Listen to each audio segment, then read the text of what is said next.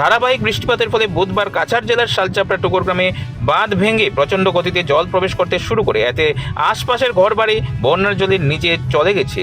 টুকর গ্রামে বাঁধ ভেঙে যাওয়ার স্থানীয় লোকেরা ঘরবাড়ি ছেড়ে অন্যত্র আশ্রয় নিতে হয় এবং অনেক লোক ঘরেই আবদ্ধ হয়ে আছেন। বাঁধ ভাঙার কারণে স্থানীয়দের মধ্যে আতঙ্কের পরিবেশ সৃষ্টি হতে দেখা যায়। খবর পেয়ে টুকর গ্রামে বাঁধ ভাঙন পরিদর্শন করতে ছুটে আসেন বরখোলার বিধায়ক মিসবাউল ইসলাম লস্কর, কাছাড় জেলা কংগ্রেস সভাপতি অভিজিৎ পাল সহ আরও অনেকেই।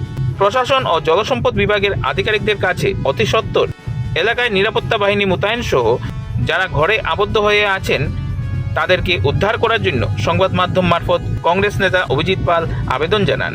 কিছুক্ষণ আগে খবর পেয়েছি যে এই টুকরপাড় অঞ্চলে ভয়াবহভাবে বরাক নদীর, বিশেষ করে কাটাকাল নদীর থেকে আমার যে বাঁধ, এনডির বাঁধ, সেই বাঁধটা ভেঙে গেছে এবং এই আশেপাশের যে অঞ্চল টুকরগ্রাম থেকে শুরু করে এত অঞ্চল বন্যায় প্লাবিত হয়েছে।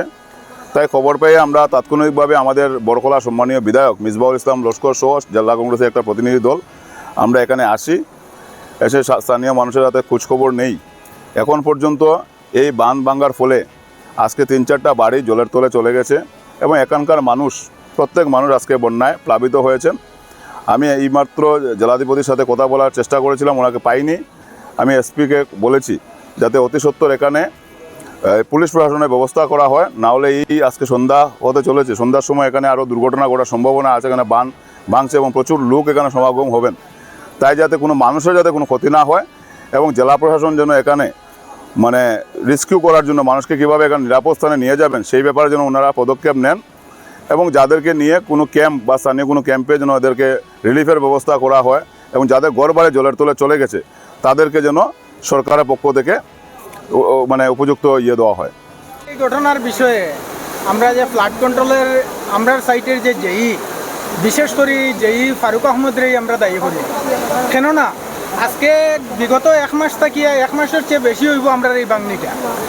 আমরা থানার লগে অনেক যোগাযোগের চেষ্টা করে, তাই আমরা লগে যোগাযোগ পর্যন্ত করতে রাজি নাই।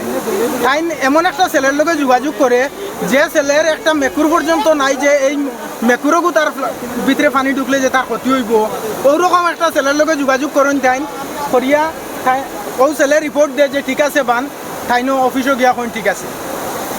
এখন এসডিও স্যারের লগে যোগাযোগ করলে কইন যে ফারুক আছে তোমরা সাইটর, থানার লগে যোগাযোগ করো, আমরা তো পুরা ডিস্ট্রিক্ট লইয়া আমরা ঘুরতে লাগে।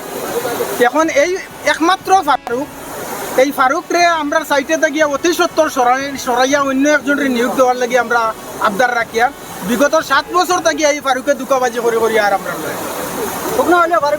শুকনা হইলে এই যে 1 সপ্তাহ রোদ দিছে, এই আমরা বারবার কইছি যে এই 1 সপ্তাহের ভিতরে আমরা বানটা করিয়া দেন, কইছে আর ফ্লাড করতো না। একটা সময় বান্ধর কারণে অন্তত 500 পরিবার মানুষ বর্তমানে গড় ডুবাইয়া সারছে, আরও তো যত দূর যাইব আরও বেশি হইব না। ডিপার্টমেন্টের কেউ আইসে না, এখন বড়খোলার MLA স্যার আইসলা, তাই নিয়ে দেখিয়া গেছেন।